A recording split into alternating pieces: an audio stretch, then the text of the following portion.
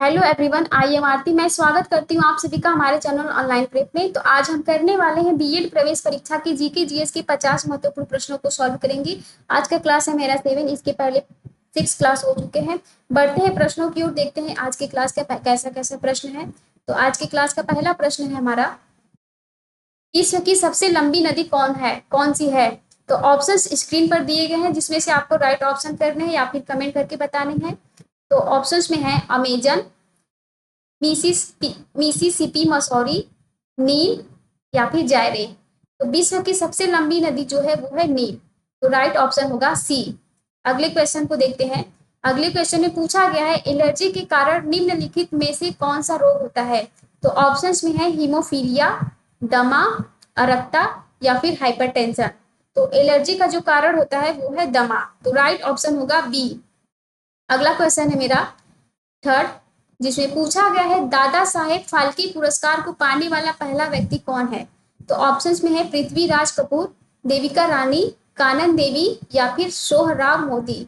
तो दादा साहेब फाल्के पुरस्कार पाने वाले पहले व्यक्ति हैं वो हैं देविका रानी। तो राइट ऑप्शन होगा बी। नेक्स्ट क्वेश्चन देखते हैं। अगले क्वेश्चन में पूछा गया है, सारे जहां से अच्छा किसने लिखा।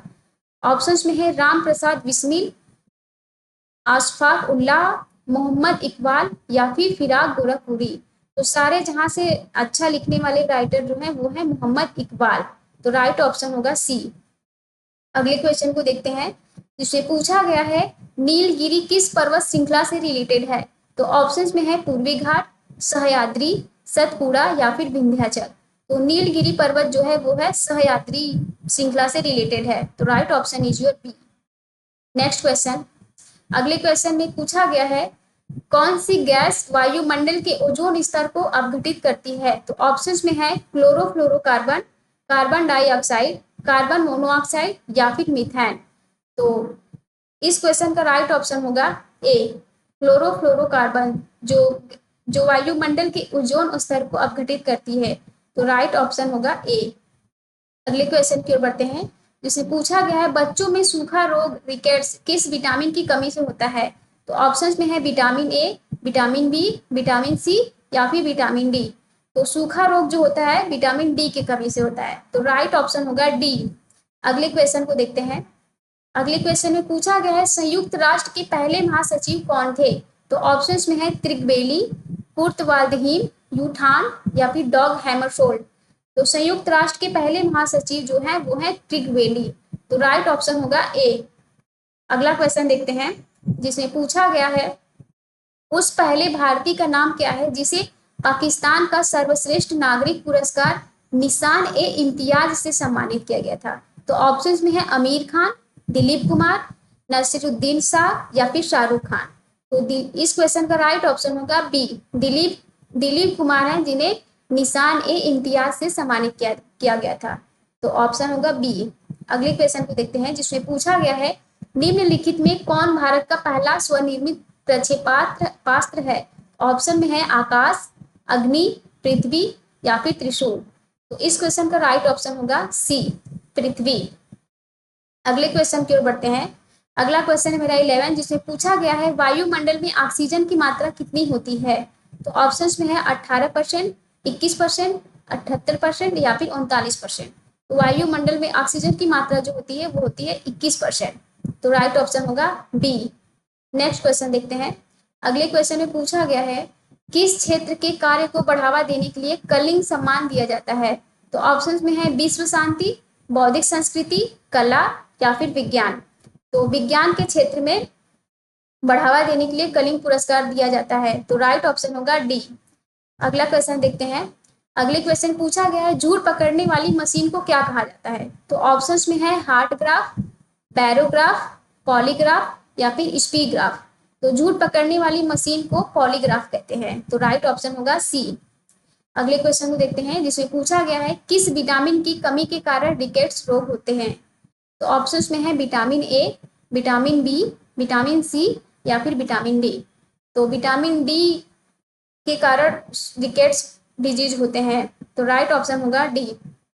अगले क्वेश्चन को देखते हैं, जिसमें पूछा गया है, निम्नलिखित में से किस नदी पर तेलुगु गंगा परियोजना प्रारंभ की गई थी। ऑप्शंस में है कृष्णा, सॉरी ऑप्शंस में है कावेरी, कृष्णा, गोदावरी या फिर महानदी। तो इस क्वेश्चन का राइट ऑप्शन होगा बी, कृष्णा। अगले क्वेश्चन को देखते हैं। अगले क्वेश्चन में पूछा गया है इंडियन टेलीफोन इंडस्ट्रीज निम्नलिखित में से कहाँ स्थित है। ऑप्शंस में है कानपुर, मुंबई, बेंगलोर या फिर पटना। तो इस क्वेश्चन का राइट ऑप्शन होगा सी, बेंगलोर में इंडियन टेलीफोन इंडस्ट्रीज स्थित है। अगले क्वेश्चन को देखते हैं जिसमें पूछा गया है विश्व प्रसिद्ध दांत का मंदिर कहाँ स्थित है। ऑप्शंस में है बोध गया भारत, रेंगून म्यांमार, कैंडी श्रीलंका या फिर अंकोरावट कंबोडिया। तो विश्व का प्रसिद्ध दांत का मंदिर जो है वो है कैंडी श्रीलंका में स्थित है। तो राइट ऑप्शन होगा सी। अगले क्वेश्चन को देखते हैं जिसमें पूछा गया है साबरमती आश्रम की स्थापना महात्मा गांधी ने किस वर्ष में की थी। तो ऑप्शंस में है 1914 में या फिर 1915 में या फिर 1916 में या फिर 1917 में। तो साबरमती आश्रम की स्थापना जो किया गया था वो है 1915 ईस्वी में। तो राइट ऑप्शन होगा बी। अगले क्वेश्चन को देखते हैं जिसे पूछा गया है प्रथम गुरु ग्रंथ साहिब किसके द्वारा संकलित किया गया था। तो ऑप्शंस में है गुरु रामदास, गुरु तेग बहादुर, गुरु हरकिशन या फिर गुरु अर्जुन देव। तो प्रथम गुरु ग्रंथ साहिब जो है वो गुरु अर्जुन देव द्वारा संकलित किया गया था। तो राइट ऑप्शन होगा डी। अगले क्वेश्चन की ओर बढ़ते हैं जिसे पूछा गया है 14वीं तथा 15वीं शताब्दी में यूरोप में हुए पुनर्जागरण का सबसे महत्वपूर्ण कारण क्या था या फिर रीजन। तो ऑप्शंस में है ग्रीक और रोमन दर्शन का फिर से जन्म या फिर जागीरदार प्रथा का उन्मूलन या फिर लोगों के तर्क क्षमता में विकास या फिर चर्च की शक्ति का विरोध। तो इस क्वेश्चन का राइट ऑप्शन होगा ए, ग्रीक और रोमन दर्शन का फिर से जन्म पुनर्जागरण का सबसे महत्वपूर्ण कारक था। अगले क्वेश्चन को देखते हैं जिसमें पूछा गया है ओजोन परत के क्षय होने का मुख्य कारण क्या है। ऑप्शंस में है वायुमंडल में हाइड्रोजन का लगातार छूटना या फिर वायुमंडल में क्लोरोफ्लोरोकार्बन का लगातार छूटना या फिर सौर तंत्र में ग्रहों की स्थिति में बदलाव या फिर औद्योगिक कचरे के फैलने से। तो ओजोन परत के क्षय होने की जो मुख्य रीजन है वो है वायुमंडल में क्लोरोफ्लोरोकार्बन का लगातार रिलीज होना। तो राइट ऑप्शन होगा बी। अगले क्वेश्चन को देखते हैं जिसे पूछा गया है इनमें से कौन सबसे ज्यादा तेल शोधन करने की क्षमता रखता है। तो ऑप्शंस में है जामनगर रिफाइनरी गुजरात या फिर HPCL मुंबई या फिर BPSL मुंबई या फिर इंडियन ऑयल मथुरा। तो सबसे ज्यादा तेल शोधन करने की क्षमता जो है वो है जामनगर रिफाइनरी गुजरात में है, गुजरात रखता है। तो राइट ऑप्शन होगा ए। अगले क्वेश्चन को देखते हैं जिसमें पूछा गया है भारत में कितना % कृषि वर्षा पर निर्भर करता है। तो ऑप्शंस में है 52%, 75%, 78% या फिर 80%। तो भारत में कृषि जो है वो है 52% वर्षा पर निर्भर करता है। तो राइट ऑप्शन होगा ए। अगले क्वेश्चन को देखते हैं जिसमें पूछा गया है प्रयोग के तौर पर भारत में टेलीविजन कब शुरू किया गया था। तो ऑप्शंस में है 1957 में या फिर 1958 में या फिर 1959 में या फिर 1960 में। तो इस क्वेश्चन का राइट ऑप्शन होगा सी। अगले क्वेश्चन को देखते हैं क्या पूछा गया है 25 जिसमें पूछा गया है समुद्र की गहराई निम्नलिखित में से किससे नापी जाती है। तो ऑप्शंस में है बैथोमीटर या फिर हाइड्रोग्राफी या फिर फैथोमीटर या फिर सिस्मोग्राफी। तो समुद्र की गहराई को मापने वाला जो है वो है फैथोमीटर। तो इस क्वेश्चन का राइट ऑप्शन होगा सी। बढ़ते हैं अगले क्वेश्चन की ओर, देखते हैं अगला क्वेश्चन क्या है। तो अगला क्वेश्चन है मेरा 26 जिसमें पूछा गया है उस वायसराय का नाम बताएं जो ब्रिटिश भारत के अंतिम व स्वतंत्र भारत के प्रथम गवर्नर जनरल थे। तो ऑप्शंस में है वेबल, माउंटबेटन, इरविन या फिर इनमें से कोई। तो इस क्वेश्चन का राइट ऑप्शन होगा बी, माउंटबेटन है जो भारत के अंतिम और स्वतंत्र भारत के प्रथम गवर्नर जनरल थे। तो बढ़ते हैं अगले क्वेश्चन की ओर। अगला क्वेश्चन मेरा 27 जिसमें पूछा गया है निम्नलिखित में से कौन सही सुमेलित नहीं है। तो आपको राइट ऑप्शन चूज करके बताने हैं जिस ऑप्शंस में है इजराइल तेल अवीव, थाईलैंड बैंकॉक, मलेशिया नौरावी या फिर सऊदी अरब रियाद। तो इस क्वेश्चन में जो है मलेशिया नौरावी जो है वो सुमेलित नहीं है। तो इस क्वेश्चन का राइट ऑप्शन होगा सी। अगला क्वेश्चन देखते हैं 28 जिसमें पूछा गया है विश्व का सबसे ऊंचा पठार कौन सा है। तो ऑप्शंस में है पामीर, तिब्बत, लद्दाख या फिर गिलगिट। तो विश्व का सबसे ऊंचा पठार जो है वो है तिब्बत। तो राइट ऑप्शन होगा बी। नेक्स्ट क्वेश्चन देखते हैं अगले क्वेश्चन में पूछा गया है भगवान बुद्ध ने निर्वाण कहाँ प्राप्त किया था? तो ऑप्शंस में है गया, कुशीनगर, नालंदा या फिर सारनाथ। तो भगवान बुद्ध ने निर्वाण जो प्राप्त किया था वो स्थान है कुशीनगर। तो राइट ऑप्शन होगा बी। अगले क्वेश्चन की ओर बढ़ते हैं। अगला क्वेश्चन है मेरा 30, जिसमें पूछा गया है निम्नलिखित में से शरीर का कौन सा अंग इंसुलिन पैदा करता है? तो ऑप्शंस में है पिट्यूटरी, थायराइड, पैनक्रियाज या फिर स्प्लीन।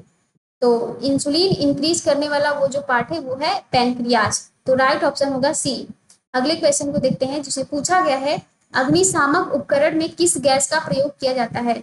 तो ऑप्शंस में है ऑक्सीजन, हाइड्रोजन, पानी की बूंद या फिर कार्बन डाइऑक्साइड। तो आप लोग अपने कमेंट करके बताएं क्या होगा ऑप्शंस, राइट ऑप्शन, या फिर चूज करके राइट ऑप्शन चूज कीजिए। तो इस क्वेश्चन का राइट ऑप्शन होगा डी, कार्बन डाइऑक्साइड। तो बढ़ते हैं अगले क्वेश्चन की ओर। अगला क्वेश्चन मेरा 32, जिसमें पूछा गया है फ्लॉपी डिस्क का कंप्यूटर प्रौद्योगिकी में क्या काम है? तो ऑप्शंस में है आंकड़ों का संकलन करना, कार्य करने वाला यंत्र, छापने वाला यंत्र या फिर इनमें से कोई नहीं। तो फ्लॉपी डिस्क का जो यूज है वो है आंकड़ों का संकलन करना। फ्लॉपी डिस्क जो होता है वो आंकड़ों का संकलन करता है। तो राइट ऑप्शन होगा ए। अगले क्वेश्चन को देखते हैं, जिसमें पूछा गया है नर्मदा बचाओ आंदोलन की प्रणेता कौन है? तो ऑप्शंस में है बी शर्मा, सुंदरलाल बहुगुणा, बांबा आमटे या फिर मेधा पाटेकर। तो नर्मदा बचाओ आंदोलन के प्रणेता जो थे वो है मेधा पाटेकर। तो राइट ऑप्शन होगा डी। अगले क्वेश्चन को देखते हैं, जिससे पूछा गया है भारत के ऐसे कितने राज्य हैं जिनकी सीमाएं समुद्री तट से छूती हैं? तो ऑप्शंस में है 6, 7, 8, 9। तो भारत के 9 ऐसे राज्य हैं जिनकी सीमाएं समुद्र के तट से अटैच है या फिर टच है।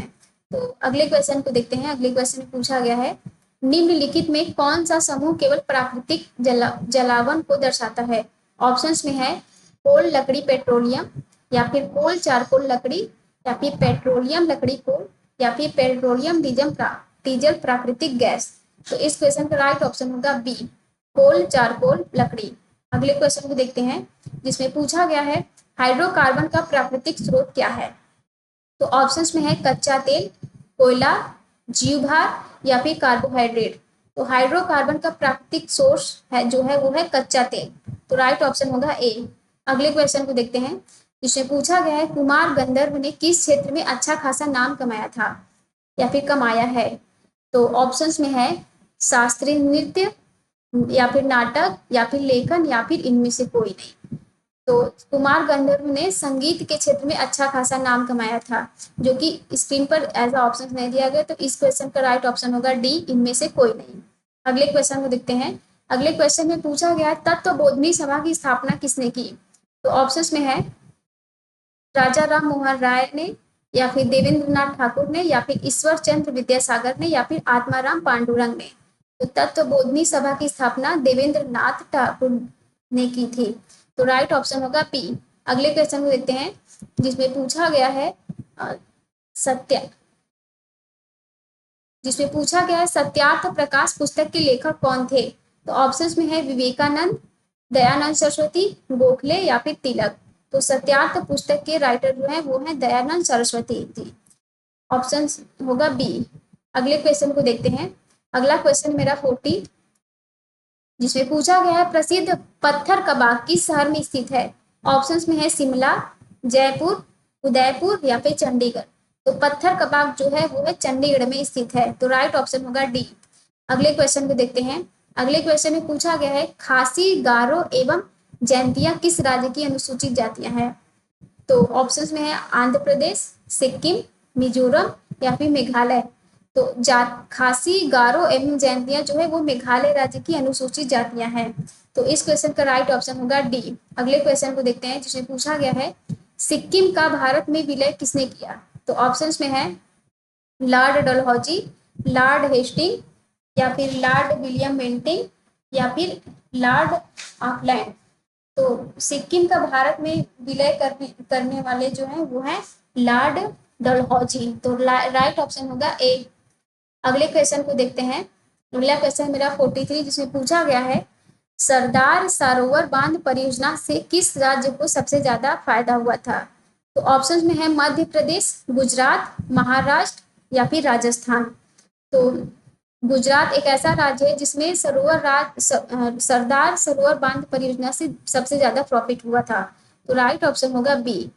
अगले क्वेश्चन को देखते हैं। अगला क्वेश्चन मेरा 44, जिसमें पूछा गया है निम्नलिखित में से किसको रूसी क्रांति का पिता के नाम से जाना जाता है।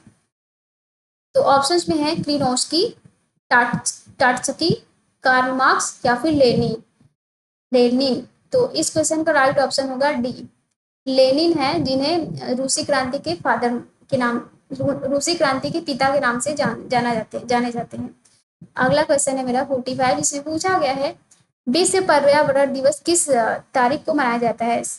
सबसे इजी क्वेश्चन है।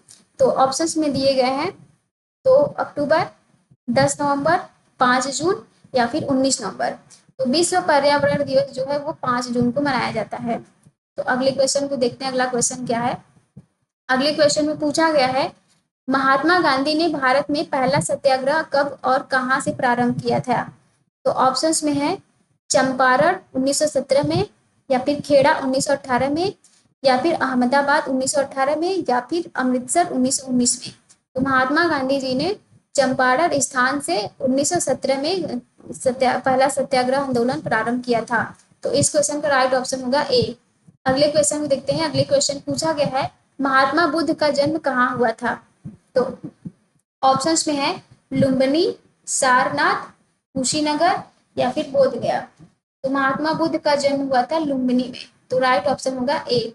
अगले क्वेश्चन को देखते हैं क्या पूछा गया। अगले क्वेश्चन पूछा गया है कौन सा केरल का शास्त्रीय नृत्य है। तो ऑप्शन में है भरतनाट्यम, कथक, कुचिपुड़ी या फिर कथकली। तो इस क्वेश्चन का राइट ऑप्शन होगा डी, कथकली जो है वो केरल का शास्त्रीय नृत्य है। अगले क्वेश्चन देते हैं, जिसमें पूछा गया है राष्ट्रीय पंचायत के नाम से किस देश के संसद को जाना जाता है। तो ऑप्शन